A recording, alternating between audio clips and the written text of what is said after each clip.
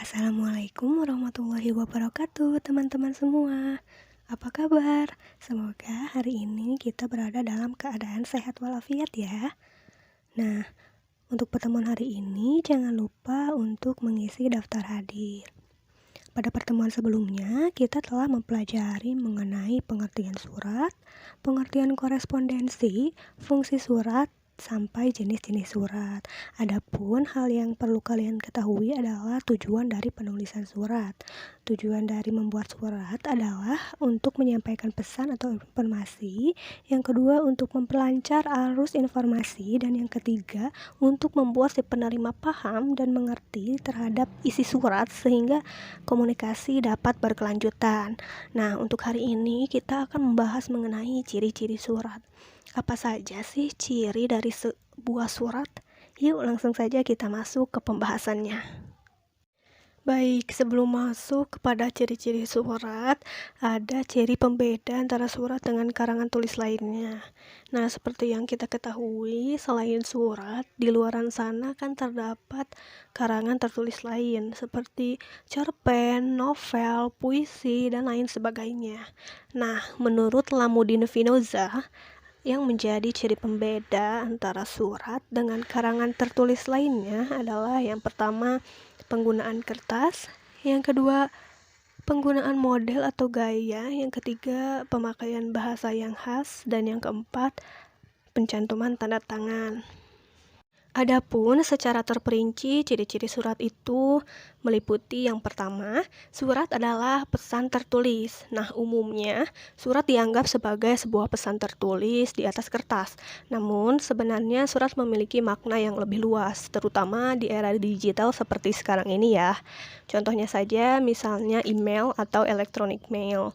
Nah, dengan email, kita mengirim surat atau membuat surat itu melalui platform seperti Gmail atau Yahoo dan lain sebagainya. Adapun pembuatan suratnya misalnya dibuat terlebih dahulu melalui Microsoft Word yang kemudian dikirim melalui email. Nah, walaupun pesan tersebut tidak tertulis di atas kertas, tetapi tetap bisa disebut sebagai surat. Ciri yang kedua, isi pesan dalam surat berupa informasi atau persuasi. Nah, pesan digolongkan sebagai informasi jika isinya itu adalah menyampaikan fakta. Dan pesan digolongkan sebagai persuasi jika isinya merupakan ungkapan keinginan pikiran penulis kepada pembacanya dengan harapan pembacanya itu bisa berpikir atau bertindak sesuai dengan keinginan. Nah, persuasi ini juga bisa disebut sebagai membujuk atau merayu. Ciri yang ketiga, surat memiliki bagian yang standar. Nah, ciri khas surat yang membedakannya dengan jenis pesan tertulis lain adalah bagian-bagian yang membentuknya. Singkatnya saja, seperti yang kita ketahui, surat itu terdiri dari kop surat hingga tanda tangan.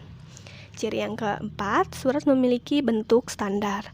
Nah, faktor yang membedakan surat dengan jenis pesan tertulis lainnya bukan hanya isinya saja, tetapi juga bentuk tampilannya. Yang dimaksud dengan bentuk tampilannya adalah penempatan bagian-bagian dari surat itu tersendiri. Ciri yang kelima, surat memiliki satu pesan inti. Dalam korespondensi, umumnya itu menganut azas satu surat, satu pesan. Misalnya saja surat undangan. Pesan yang disampaikan hanya memberitahukan pembaca agar datang menghadiri undangan. Ciri yang keenam, gaya bahasa surat bisa formal atau informal. Nah, bahasa formal atau baku adalah bahasa yang digunakan dalam forum resmi seperti rapat resmi, pidato, dan lain sebagainya. Kelebihan bahasa formal adalah ketegasan dan kejelasan pesan. Nah, dalam menulis surat kita juga harus memperhatikan gaya bahasanya ya. Gaya bahasa formal ini biasanya digunakan dalam surat resmi, surat dinas, dan lain sebagainya. Nah, sedangkan bahasa informal adalah gaya bahasa pergaulan sehari-hari, biasanya ditemukan pada obrolan, tawar-menawar, dan sebagainya.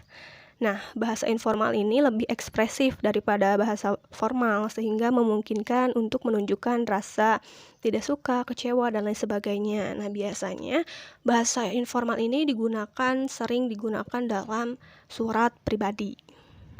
Nah, secara garis besar, isi pesan dari suatu surat itu bisa tergolong menjadi informasi atau persuasi. Nah, supaya lebih tergambar, supaya lebih jelas, di sini ada contoh dari surat. Bisa teman-teman lihat dan baca sendiri. Surat ini isi pesannya berupa informasi. Kenapa? Karena seperti yang kita tahu, informasi itu menyampaikan sesuatu gitu ya, memberitahu sesuatu. Bisa fakta atau informasi. Nah, di sini terdapat kalimat bersama ini kami beritahukan kepada seluruh saudara pimpinan puskesmas agar tetap memberikan pelayanan kesehatan kepada masyarakat. Nah, sudah jelas ya kata-kata di sini memberitahukan. Nah, informasi yang terkandung atau fakta yang terkandungnya apa sih? Nah, di sini dijelaskan bahwa tanggal 9 itu ada pilkada, tapi puskesmas itu harus tetap memberikan pelayanan kesehatan kepada masyarakat atau dengan kata lain tetap buka seperti itu. Adapun contoh dari surat yang memiliki ciri pesan persuasi, di sini terdapat kalimat catering ingin memberikan penawaran jasa kami dengan harga yang menarik. Kami akan memberikan harga khusus jika perusahaan ibu tertarik menjalin kerjasama dengan kami. Nah, sudah jelas ya, keinginan pikiran penulis di sini adalah untuk memberikan penawaran jasa.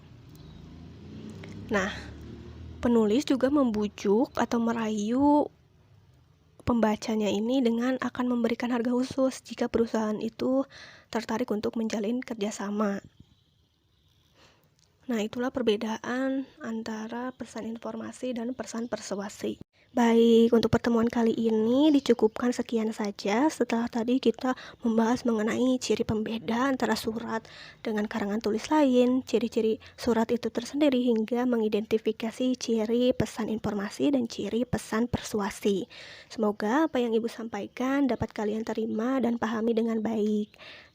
Tapi jangan cepat puas diri, tetaplah cari-cari lagi, baca-baca lagi materi mengenai ciri-ciri surat ini supaya pemahaman kalian menjadi lebih luas.